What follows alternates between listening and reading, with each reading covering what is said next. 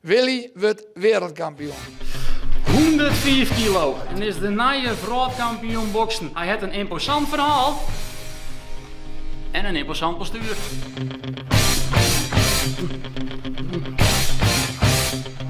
Vlak voor de crisis mij zien, hij zei dan altijd dat is die man bij de BN werd.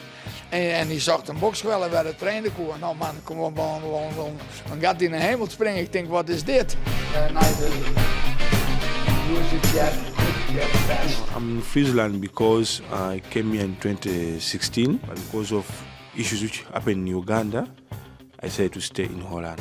My coach in Uganda was killed by the government because of political issues. In Uganda, it's corrupt. When they give you the money, they don't give you the whole package. They take everything from you. Willy is een hele bijzondere bokser. Hij had lengte, hij had kracht en het is een trainingsbeeld. Die man is alle dagen bezig met het spelletje. Move like a butterfly, sting like a bee. Don't lose your grip on the dreams of the past. You must fight just to keep them alive. It's deep, eye of the tiger, it's the thrill of the fight. Dit weekend staat de vrouwtitel dan eindelijk op de planning voor Willy. En na jaren van ellende komt er misschien wel dat kampioenschap.